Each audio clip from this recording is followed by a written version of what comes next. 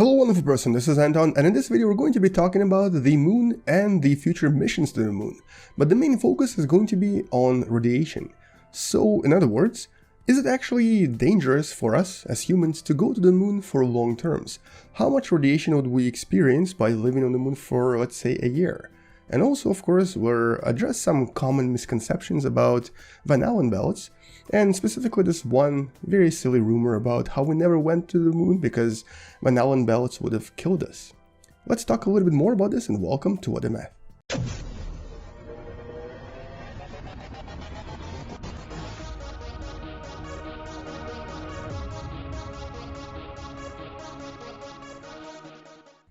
Now, it's actually pretty exciting to know that in approximately 4 to 5 years from when I'm making this video, we might have a permanent colony on the moon. And in the next 2 to 3 years, NASA is planning to launch several vehicles, specifically private vehicles, to test various ideas. Now, the radiation always comes up, and it's actually something important, something that we need to understand, but also something that you need to remember that NASA has studied very thoroughly. As a matter of fact, the table that you see right here kind of describes the average radiation received by the NASA astronaut during a specific Apollo mission, and all of this is averaged in the so-called rads, which is an older unit. Today we use something called severe, and all you need to do to get severe is divide this by 100.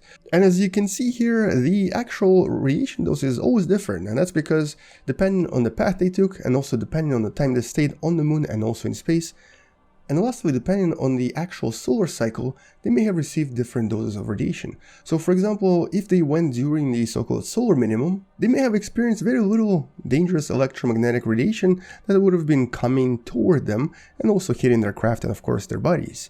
But during the solar maximum, it actually is almost the opposite, and sometimes the solar maximum can be pretty dangerous.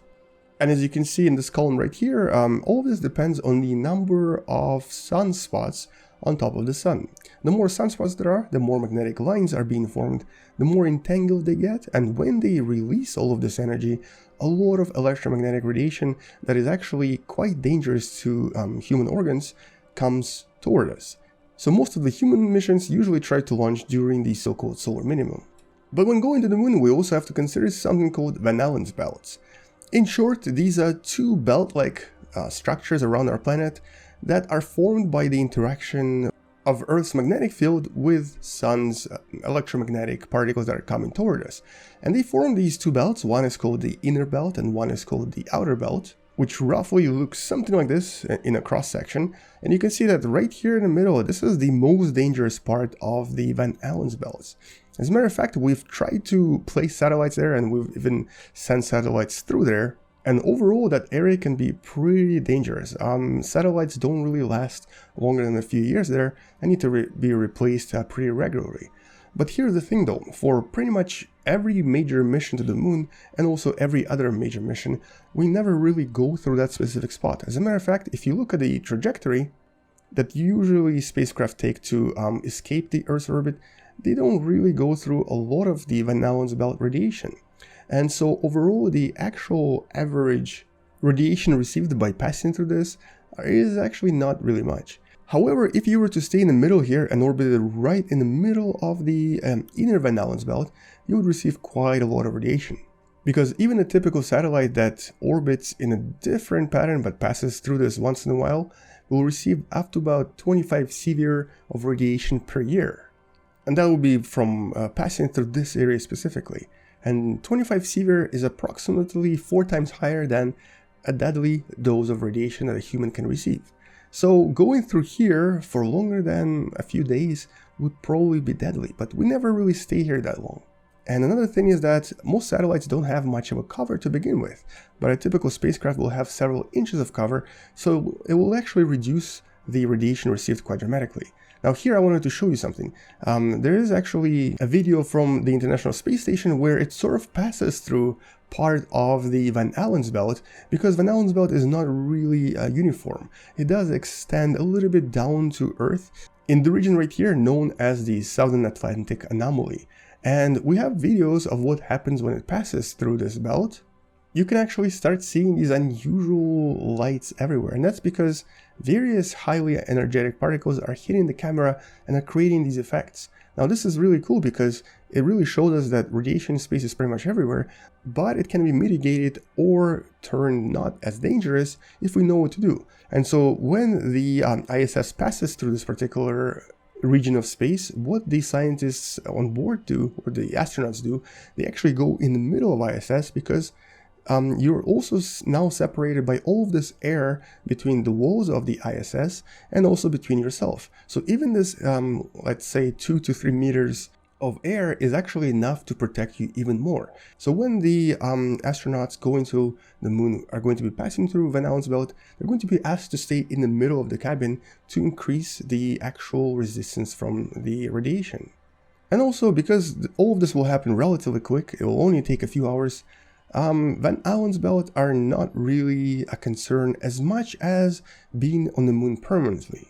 And the main problem with being on the moon permanently is that, well, there's no atmosphere here. You're basically exposed to everything, all of the cosmic rays, all of the dangerous radiation coming from the sun, and all of this is striking you, and you're being only protected by, let's just say, your spacesuit that you're wearing, or the actual shielding of the structure that was constructed. And here, every single layer, every single millimeter counts quite a lot. And NASA has several different papers on this subject, but specifically in this one that you can find in the description below, you can see that, and here, even during the so-called solar maximum, you can actually be protected from the solar radiation by only 2 centimeters of aluminum. So you can see that the actual level of radiation decreases quite dramatically. Now it might not really mean a lot, but these numbers suggest that you can technically survive on the moon quite long term by using relatively thin walls and possibly some other layers of protection that would protect the astronauts from exposure to radiation. However, even at these levels, and this is during the solar maximum, you're actually exposing yourself to, I think it's roughly about 3, maybe 2 severe per year. So technically you can only stay on the moon for maximum 3 years before you have to get out of there. But that's during, once again, the solar maximum. During the solar minimum, the values are dramatically lower, something like 30 times lower than during the solar maximum. And in this particular table, NASA even shows that with something like 20 millimeter aluminum protection, the total dose is going to be almost negligible. As a matter of fact, even 14 millimeters is enough to get the same dose. And so here on the surface of the moon, a typical astronaut wearing, I guess, just a typical astronaut suit would receive roughly around 380 millisievert of radiation every single year on a good day. That's not really including the solar maximum. If they're protected by something, they receive even less. If they're not protected by almost anything, they'll receive even more. But the interesting thing here is that, well, it really depends on the location, it depends on the angle. It also depends on other things, like, for example, the fact that maybe they're actually behind a hill or something. So a lot of things come into consideration when it comes to measuring radiation. But overall, roughly, this astronaut right here is now experiencing about 100 times more of radiation compared to the surface of Earth, which is, I guess, about 5 times less than radiation you experience when you fly in an airplane.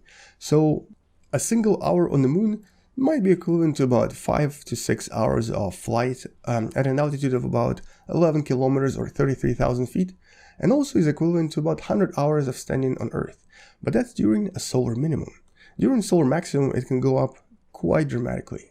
And just to give you a fun comparison to radiation in Chernobyl, well, here, right there, the center location, so-called Masha, the dose was about 80 millisievert per second, which is equivalent to about 288 sievert per hour, meaning that you could maybe spend just a few minutes, or actually no more than about 3 to 4 minutes before you reach deadly levels of radiation. So this is incomparable to what we're seeing on the moon.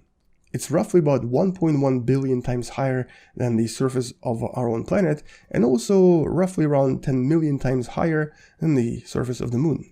Now, interestingly, the atmosphere of Earth is technically equivalent to having roughly around 1 meter, or I guess about 3 feet of steel protection in terms of radiation. So it's almost as if we're leaving behind this really huge wall that protects us from radiation from space. But on the moon we don't have that, so we need to find a way to create something that will protect the astronauts when they go there. Now, like I said, the solar minima are not really as dangerous. We can definitely survive them behind thinner walls, but the solar maxima that happen every 11 years can become problematic. And although technically you could really survive on the moon for at least 10 to 15 years during the solar minimum without any problems, as soon as the solar maximum comes, it will dramatically increase the radiation. So in between the solar minima, the astronauts can live on the moon without really that much protection. But we need to be prepared for these events when the sun gets entangled and starts releasing tremendous amount of energy. And most importantly, once we're able to create something very effective here on the moon, and something that can protect astronauts pretty easily, we can then apply this to Mars as well, because Mars is protected by a very thin atmosphere, and we'll talk about Mars in the future video. And the thing about both Moon and Mars is that neither one is that well protected, but Moon is closer. We can experiment here, we can create all kinds of structures and see if they work before trying again on Mars and other planets. And so in conclusion, how dangerous is it to go to the moon in terms of radiation? Well, if you fly a lot, if you're a frequent flyer and you spend a lot of time in an airplane, you're actually not far off from a moon traveler, someone living on the moon for a few days, few weeks, or even maybe a month or so. So in that sense, it's actually quite comparable in terms of the radiation you receive. The surface of the moon is approximately 100 times more radioactive than the surface of Earth, simply because it's not protected from anything by anything. But at the same time, it's always important to consider the solar cycles. When the sun is not active, it's really not that dangerous, but as soon as the sun becomes more active, it becomes quite hazardous, even compared to flying in an airplane. And that's because the airplane itself is kind of still protected by those vanillin belts I mentioned earlier, and a lot of other layers of magnetosphere that protect us from the effects of the sun. However, Moon does not have that. Moon is completely naked and is entirely exposed to the sun. And so solar maxima do affect the moon quite dramatically. But I guess the best news from all of this is that, well, in about 5 to 6 years, we'll hopefully have enough data, enough things created on the moon that we'll be able to kind of experiment with things, creating at least a rudimentary colony where we could experiment with various types of materials and layers that could protect the astronauts. And most importantly, we can start creating things that will then take us to Mars and protect us there.